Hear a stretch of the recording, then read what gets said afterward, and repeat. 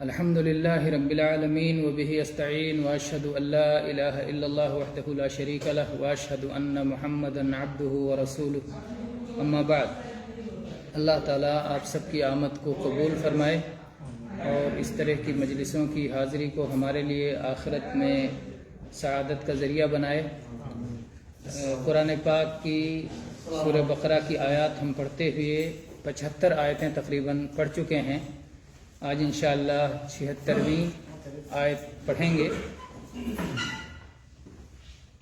آپ جانتے ہیں کہ پچھلے ہفتے جو آیت پڑھی گئی تھی اس میں اللہ تعالیٰ نے اہل ایمان کو یا بلکہ نبی صلی اللہ علیہ وسلم کو اور صحابہ کرام رضی اللہ عنہم کو یہ فرمایا تھا کہ یہود کے ایمان کی لالچ نہ رکھو، یہود کے ایمان سے نا امید ہو جاؤ، مایوس ہو جاؤ، کیونکہ ان کی حرکتیں ایسی ہیں. اسی سلسلے کو آگے بڑھاتے ہوئے اللہ تعالیٰ نے فرمایا وَإِذَا لَقُوا الَّذِينَ آمَنُوا قَالُوا آمَنَّا وَإِذَا خَلَا بَعْضُهُمْ إِلَى بَعْضٍ قَالُوا أَتُحَدِّثُونَهُمْ بِمَا فَتَحَ اللَّهُ عَلَيْكُمْ لِيُحَاجُّوكُمْ بِهِ عِنْدَ رَبِّكُمْ أَفَلَا تَعْقِلُونَ.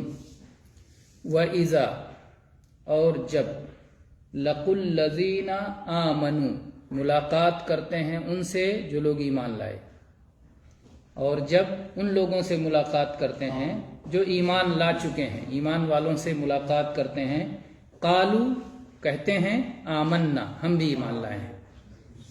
یہ وہ یہودی جو مسلمان ہو گئے تھے منافقانہ طور پر، یعنی ظاہر میں مسلمان ہو گئے لیکن دل سے مسلمان نہیں ہوئے تھے، تو جب وہ مسلمانوں سے ملتے تھے تو کہتے تھے ہم تو ایمان والے ہیں، ایمان لے آئے ہیں.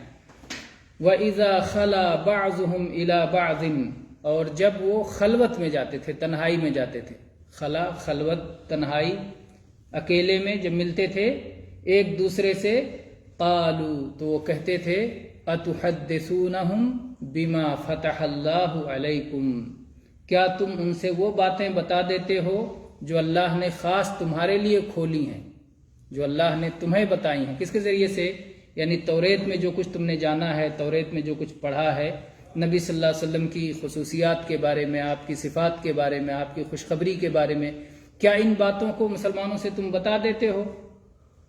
یہ جو ابھی یہودی ہیں، مسلمان نہیں ہوئے، اور جو منافق ہو گئے ہیں، مسلمانوں کے بیچ جاتے ہیں، ان منافقوں کو سمجھاتے ہوئے کہتے ہیں کہ تم ظاہر میں خالی مسلمان ہوئے ہو، تم دل سے مسلمان نہیں ہوئے ہو، اور جو تم یہودیت کی باتیں جانتے ہو ان کو نہیں بتانا.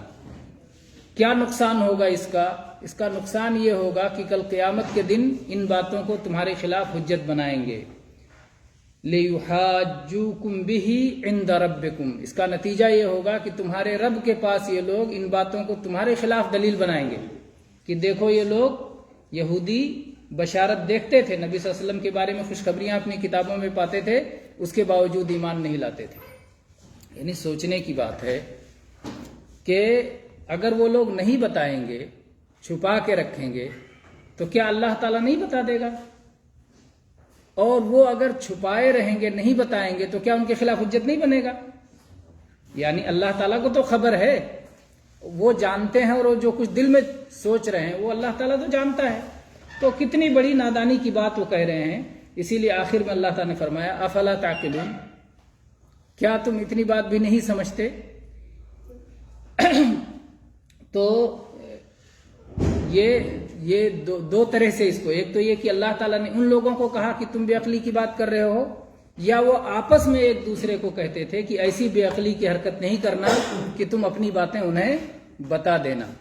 اصل میں وہ یہ سمجھتے تھے کہ جو یہ لوگ یہودی منافق ہو گئے ہیں، ظاہر میں مسلمان ہو گئے ہیں، یہ کچھ باتیں اپنی ایمان کی سچائی بتانے کے لیے اپنے دین کی بتا دیتے ہیں، اور اسی وجہ سے نبی صلی اللہ علیہ وسلم نے جو ایسے واقعات بتائے ہیں جو یہودیوں کے اندر ہی چلتا تھا، آپس میں ایک دوسرے میں جانتے تھے لیکن دوسرے نہیں جانتے تھے، تو قرآن میں اللہ تعالیٰ نے انہیں بیان کر دیا کہ تمہارے جو ہے ایسا ہوا، ایسا واقعہ ہوا، ایسا واقعہ، بہت سارے واقعات بتائے. تو وہ سمجھتے تھے کہ ہمارے یہ یہودی جا کے بیان کر دیتے ہیں، تو ان لوگوں کو یہ روک رہے تھے کہ ایسی باتیں نہ بیان کیا کرو. حالانکہ اللہ تعالیٰ یہ باتیں بتا رہا تھا، ان یہودیوں کے بتانے سے یہ باتیں قرآن پاک میں ذکر نہیں تھیں. تو اللہ تعالیٰ نے گویا ایک طبقہ یہ بیان کیا. ایک طبقہ وہ تھا جو کہ اللہ کی کتاب کی آیتوں کو بدل دیتے تھے، ان سے ایمان کی کیا توقع کہ وہ ایمان لائیں گے. اور ایک طبقہ یہ تھا جو بظاہر ایمان والا بنا ہوا ہے، دل میں ایمان اس نے دل سے قبول نہیں کیا ہے، تو ان کو تو دعوت کا کوئی مسئلہ ہی نہیں ہے. تیسرا طبقہ اس کے بعد اللہ تعالیٰ نے فرمایا اولا یعلمون ان اللہ یعلم ما یسرون وما یعلنون. کیا وہ لوگ اتنی سی بات نہیں جانتے، یہ یہودی جو ایسی بات کہہ رہے ہیں کہ نہ بتایا کرو، کیا وہ یہ بات نہیں جانتے کہ اللہ تعالیٰ وہ ساری چیزیں جانتا ہے جو یہ اپنے دل میں چھپاتے ہیں اور جو کچھ یہ کھلم کھلا بیان کرتے ہیں. اللہ تعالیٰ تو سب کچھ جانتا ہے. تو یہ انہیں بتانے کے لیے نہیں بلکہ یہ ان کی ڈانٹ کے لیے ہے. اللہ تعالیٰ انہیں ڈانٹ رہا ہے کہ تم یہ بات اچھی طرح جانتے ہو کہ تمہاری چھپی باتوں کو بھی اللہ جانتا ہے اور تمہاری کھلی باتوں کو بھی اللہ جانتا ہے. اور یا اگر نہ جانتے ہوں تو یہودیوں کی یہ بدعقیدگی تھی، وہ سمجھتے تھے کہ اللہ تعالیٰ ساری باتیں نہیں جانتا، ہم دل میں رہیں گے رکھیں گے تو نہیں جان پائے گا. جو ہے وہ ایک حدیث میں ذکر آتا ہے نا کہ مکہ حرم کے پاس میں دو لوگ بیٹھے ہوئے تھے. ایک شخص کے بارے میں حدیث میں ذکر آتا ہے کہ وہ جو ہے بدن کے اعتبار سے تو بہت بھاری بھرکم تھا لیکن عقل کے لحاظ سے بہت ہلکا تھا. تو دونوں آپس میں بات کرتے ہوئے کہہ رہے ہیں کیا ہم جو باتیں کہہ رہے ہیں وہ اللہ سن رہا ہے؟ تو اس میں سے ایک کہہ رہا ہے کہ نہیں، دھیرے دھیرے کہو تو نہیں سنتا ہے، زور سے بولو تو سن لیتا ہے. تو بعض ایسے ہی ہوتے ہیں کہ وہ ایسے ہی سمجھتے ہیں. اس طرح سے یہود کی کتاب میں جو موجودہ توریت ہے بہت ساری باتیں ایسی ہیں، چونکہ اس میں رد و بدل کر لیا ہے توریت میں، تو بہت ساری باتیں اس میں ایسی لکھی ہوئی ہیں جس سے معلوم ہوتا ہے کہ اللہ کو پہلے نہیں معلوم تھا، بعد میں معلوم ہوا. اسی لیے آج کے یہودیوں کا بھی عقیدہ ہے کہ بہت ساری باتیں اللہ کو نہیں معلوم ہوتی ہیں، جو پہلے سے نہیں معلوم رہتی ہیں، نئے سرے سے اسے معلوم ہوتی ہیں. اس کو عقیدہ بدا کہتے ہیں کہ اللہ کے لیے یہ چیز ظاہر ہوئی، پھر اللہ کو یہ پتہ چلا، پھر اللہ کو یہ پتہ چلا. تو انہیں اللہ کا صحیح تصور ان کے یہاں موجود نہیں ہے. ہمارا ایمان کیا ہے کہ اللہ تعالیٰ کو سب کچھ معلوم ہے، اللہ کے علم سے کوئی چیز بھی باہر نہیں ہے. جو ہو چکی، جو ہو رہی ہے، جو آئندہ ہوگی، جو نہیں ہوئی ہے، اگر ہوتی تو کیسے ہوتی، سب کچھ اللہ کو معلوم. اللہ تعالیٰ کے علم سے کوئی بھی چیز خارج نہیں ہے. تو اللہ تعالیٰ کے ہاں کمال، علم کا جو کمال ہے آخری، یعنی جس کے حد نہیں، بلا حد و بے حد و حساب، سارا علم اللہ کے پاس ہے. تو اللہ تعالیٰ نے ان سے کہا کہ تم جو کچھ چھپاتے ہو، تم جو کچھ اعلان کرتے ہو، سب کچھ اللہ تعالیٰ جانتا ہے. اس کے بعد میں اللہ تعالیٰ نے پھر فرمایا وَمِنْهُمْ أُمِّيُّونَ، اور ان یہودیوں میں کچھ امی ہیں. امی کس کو کہتے ہیں؟ ان پڑھ. نبی صلی اللہ علیہ وسلم کی صفات میں سے ایک ہے کہ آپ رسول امی تھے. اللہ تعالیٰ نے فرمایا هُوَ الَّذِي بَعَثَ فِي الْأُمِّيِّينَ رَسُولًا مِّنْهُمْ، اللہ نے ان پڑھ لوگوں میں، امی لوگوں میں، انہی میں سے ایک رسول بھیجا. محمد صلی اللہ علیہ وسلم بھی پڑھے لکھے نہیں تھے تو آپ بھی امی تھے. تو عربوں کے لیے امی ہونا یہ کوئی برائی کی بات نہیں تھی کیونکہ وہ تو سب ان پڑھ تھے. لیکن یہودیوں کے یہاں امی ہونا یہ برائی تھی. وہ اہل کتاب کہے جاتے تھے، اپنے آپ کو اہل کتاب کہتے تھے. ہم لوگ کتاب والے ہیں، ہم لوگ پڑھے لکھے لوگ ہیں، پڑھے لکھے اپنے آپ کو کہتے تھے. تو اللہ تعالیٰ نے اس شبہ کا بھی رد کر دیا کہ سب پڑھے لکھے نہیں ہیں. وَمِنْهُمْ أُمِّيُّونَ، اس میں کچھ ان پڑھ بھی ہیں جو اپنے آپ کو اہل کتاب ہونے کا دعویٰ کرتے ہیں. لیکن وہ ان پڑھ کیسے ہیں، کس معیار کے ہیں، اس کو بھی اللہ تعالیٰ نے ذکر کیا. وَمِنْهُمْ أُمِّيُّونَ لَا يَعْلَمُونَ الْكِتَابَ، اس میں سے کچھ ایسے ان پڑھ ہیں جو کتاب کو جانتے ہی نہیں. کتاب میں کیا لکھا ہوا ہے، کتاب توریت میں اللہ نے کیا حکم دیا ہے، نہیں جانتے. امی کو، ان پڑھ کو امی کیوں کہتے ہیں؟ ام کے معنی عربی میں کیا ہوتا ہے؟ ماں. تو جیسے ماں کے پیٹ سے پیدا ہوا ویسے ہی آگے ترقی اس نے نہیں کی کہ ترقی کر کے کچھ سیکھ لے. تو ماں کے پیٹ سے جیسے پیدا ہوا تھا اسی حالت پہ باقی ہے، اسی لیے اس کو امی کہتے ہیں کہ ماں کے سے پیدا ہونے کے ساتھ میں پھر اس کے بعد آگے اس نے علم حاصل نہیں کیا اسی حالت پہ. اور بھی باتیں بتائی گئی ہیں لیکن یہ سب سے آسان چیز ہے. تو کچھ لوگ اس میں سے ہیں جو ان پڑھ ہیں، اس کو جو ہے عوام کا طبقہ بھی کہہ سکتے ہیں کہ ایک علماء کا طبقہ ہے اور ایک عوام کا طبقہ ہے. لا یعلمون الکتاب، جو کہ کتاب کو جانتے نہیں ہیں، کتاب کے اندر کیا علم ہے وہ علم ان کے پاس نہیں ہے، الا امانی، سوائے تلاوت کر لینے کے۔ امانی کا بہت سارا معنی کیا گیا ہے، راجح معنی اس کا ہے پڑھ لینا، تمنا اور امانی۔ قرآن پاک کی ایک اور آیت میں ہے الا اذا تمنا القى الشیطان فی امنیتہ، جب وہ تلاوت کرتے ہیں تو شیطان تلاوت میں کچھ ڈال دیتا ہے، تو تلاوت اور پڑھنے کے معنی میں ہوتا ہے امانی، اور امانی کا ایک معنی آرزو بھی ہوتا ہے، امید اور آرزو، تو دونوں معنی یہاں کیے گئے ہیں، لیکن راجح معنی تلاوت ہے کہ وہ لوگ کتاب تو پڑھ لیتے ہیں، توریت پڑھ لیتے ہیں، لیکن سمجھتے نہیں ہیں، صرف پڑھ لیتے ہیں۔ ایک ہوتا ہے کہ آدمی پڑھے بھی اور سمجھے بھی، اور ایک ہوتا ہے کہ پڑھے لیکن سمجھے نہیں۔ تو راجح تفسیر اس کی یہی کی گئی ہے کہ کچھ جو عوام ہیں وہ توریت پڑھ تو لیتے ہیں لیکن اس کا معنی سمجھتے نہیں ہیں، اس لیے وہ بھی ان پڑھ کے ہی ضمن میں آتے ہیں، پڑھے لکھے کے ضمن میں نہیں آتے ہیں۔ وَإِنْهُمْ إِلَّا يَظُنُّونَ، اور وہ جو کچھ کہتے ہیں صرف گمان کی بنیاد پہ کہتے ہیں۔ علم میں ایک چیز ہوتی ہے علم، اور ایک چیز ہوتی ہے گمان، اور ایک چیز ہوتی ہے شک۔ شک کس کو کہتے ہیں؟ جس کے بارے میں آپ کو جو معلوم ہے اور جو نہیں معلوم ہے وہ دونوں برابر سرابر ہے، اسی کو شک کہتے ہیں۔ فلاں آدمی آیا کہ نہیں آیا، آپ کو 50% لگتا ہے آیا اور 50% لگتا ہے نہیں آیا، تو اس کو کیا کہیں گے؟ شک۔ اگر آپ کا تھوڑا سا بڑھ گیا کہ نہیں شاید آیا ہے، یقین نہیں ہے، شاید آیا ہے، تو کیا ہو گیا؟ یہ گمان ہو گیا۔ اور جب یقین ہو گیا کہ آیا ہے تو کیا ہو گیا؟ یہ علم ہو گیا۔ تو گمان، شک سے اوپر ہوتا ہے گمان، اور گمان سے اوپر ہوتا ہے علم۔ تو یہ لوگ جو بھی باتیں کہتے ہیں عوام، یہ اپنے گمان سے کچھ بھی باتیں کہتے ہیں جو کہ ان کے علماء نے انہیں جیسے بتا دی ہیں، اور علماء کا حال سن چکے ہیں کہ وہ اپنے حساب سے رد و بدل کر لیتے ہیں۔ تو جب ایسے برے علماء اور ایسے مقلد عوام جو خالی ان کی تقلید کرتی ہے اور کچھ نہیں سمجھتی ہے، اور کتاب سے اس کا صرف تلاوت کا اور پڑھ لینے کا واسطہ ہے، تو ان لوگوں سے ایمان کی امید کیسے رکھتے ہیں؟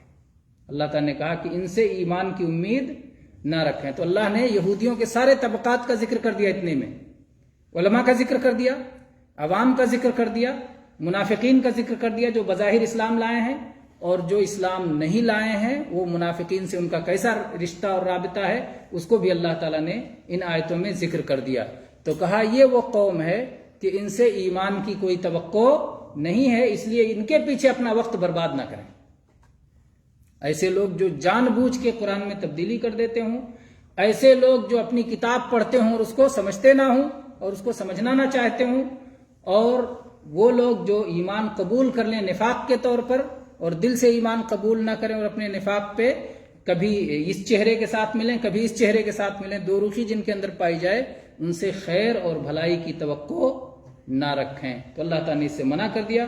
اس میں مسلمانوں کے لیے بھی بڑی نصیحت ہے، مسلمانوں کے لیے بھی، کہ اگر ان میں اس طرح کے علماء سو ہیں جو جان بوجھ کر کے قرآن پاک کا اپنے حساب سے قرآن پاک کی جو تفسیر کرتے ہیں، قرآن پاک کی من مانی تفسیر کرتے ہیں، قرآن پاک کو نہ جانتے یا جانتے بوجھتے قرآن کے خلاف جو باتیں کرتے ہیں، یعنی قرآن پاک میں توحید کا کتنا واضح بیان ہے، لیکن بہت سارے لوگ مسلمان عالم سمجھا جاتا ہے، جو خوبی اور جو کمال اللہ کے بارے میں بیان کیا گیا ہے وہ خوبی وہ کمال کسی اور کے بارے میں بیان کرتے ہیں، ان کو اللہ سے ڈر نہیں لگتا۔ بہت سارے لوگ اللہ کی خوبیاں، اللہ کی ساری بڑائی دوسروں کو دے دیتے ہیں، اس سے زیادہ کفریہ اور شرکیہ عمل کیا ہو سکتا ہے؟ ان سے کیا توقع رکھی جائے کہ وہ اصلاح قبول کر سکتے ہیں؟ اور جو عوام ہیں ان کو یہ خبر نہیں ہے کہ وہ قرآن پڑھتے ہیں تو کیا اس کا معنی ہے، پڑھتے جا رہے ہیں، صرف لفظ گھماتے جا رہے ہیں، اور ایاک نعبد و ایاک نستعین بار بار پڑھتے ہیں لیکن نہیں جانتے کہ ہم کیا پڑھ رہے ہیں۔ ایاک نعبد و ایاک نستعین، اے اللہ ہم تیری ہی عبادت کرتے ہیں، یا اللہ تجھ سے ہی مدد مانگتے ہیں، اور جیسے مسجد سے باہر نکلے ویسے جو ہے مصیبت پڑی تو ان کو پکارنے لگے، اللہ کو چھوڑ کے دوسروں کو پکارنے لگے۔ تو کیا قرآن پڑھا اور کیا سمجھا؟ تو یہ جو ہے اس امت میں بھی پائی جاتی ہے، اور جب اس امت میں بھی یہ چیزیں پائی گئیں تو ایسے لوگوں کے اصلاح کی توقع کیسے ہو سکتی ہے جب تک کہ اپنی یہ بدعملی نہ چھوڑیں۔ بدعملی کیسے چھوڑیں گے؟ کہ قرآن پڑھیں تو اس کو سمجھنے کی کوشش کریں، صرف حروف نہ پڑھتے جائیں بلکہ اس کا معنی اور مطلب اس پر غور کریں۔ اور قرآن پاک کے سمجھنے کے معاملے میں لوگوں کی کئی قسمیں ہیں۔ ایک قسم وہ ہے قرآن پاک کی آیتوں کی کئی قسمیں بن جاتی ہیں سمجھنے کے اعتبار سے۔ کچھ آیتیں ایسی ہیں جو کہ عربی جاننے والا، کوئی بھی عربی جاننے والا سمجھ جائے گا، معمولی عربی جاننے والا، جو ہدایت کے لیے ہیں، جو جس میں جیسے آگے الذین آمنوا، تو آپ اتنے تو سمجھ گئے ایمان کی بات ہو رہی ہے۔ الذین کفروا، کفر کی بات ہو رہی ہے۔ الجنہ آ گیا تو آپ کو جنت کا جو انعام ملنے والا ہے ایمان والوں کو، اس کا بیان ہو رہا ہے۔ النار آ گیا تو مطلب جہنم کا بیان ہو رہا ہے، جسے ڈرنا چاہیے۔ الملائکہ، فرشتوں کا ذکر ہو رہا ہے۔ اللہ کے ناموں کا ذکر ہے، علیم، حکیم، خبیر، قدیر، تو اللہ کے ناموں کا بیان ہو رہا ہے۔ تو کچھ چیزیں ایسی ہیں جس کے جاننے سے کوئی شخص بھی معذور نہیں ہو سکتا ہے، کچھ حصے ایسے ہیں، اور کچھ حصے ایسے ہیں کہ جو علماء جانیں گے، تفسیر کے ساتھ میں دیکھیں گے، اور کچھ ایسے ہیں حصے ایسے ہیں جن کا علم اللہ نے اپنے پاس رکھا ہے، کسی کو نہیں بتایا ہے، اور کچھ متشابہات اور محکمات میں سے ہیں جن کے راسخین فی العلم، جو گہرے علم والے ہیں، وہ اس کو بتائیں گے۔ تو اس طرح سے جو وہ حصہ ہے ہدایت کا اور جس کے ذریعے سے انسان خیر کو پہنچ سکتا ہے، وہ حصہ سمجھنے سے کوئی آدمی معذور نہیں ہے۔ اتنے کے لیے ہر کسی کو کوشش کرنا چاہیے اور سمجھنے کے لیے جو اس سے بن پڑتا ہے وہ کرنا چاہیے۔ تو بہرحال اللہ تعالیٰ سے دعا ہے کہ اللہ تعالیٰ ہم سب کو قرآن پاک کی سمجھ عطا فرمائے، اور قرآن پاک میں جو توحید کا بیان ہے، سنت کا بیان ہے، اور اسی طرح سے اہل ایمان کے لیے انعامات کا بیان ہے، اہل کفر کی سزاؤں کا جو بیان ہے، ان سب سے اللہ تعالیٰ ہمیں عبرت اور نصیحت لینے کی توفیق عطا فرمائے، اور اس کے ذریعے سے دنیا اور آخرت کی سعادتوں سے ہمکنار کرے۔ آمین۔ وآخر دعوانا الحمدللہ رب العالمین، صلی اللہ علی نبینا محمد۔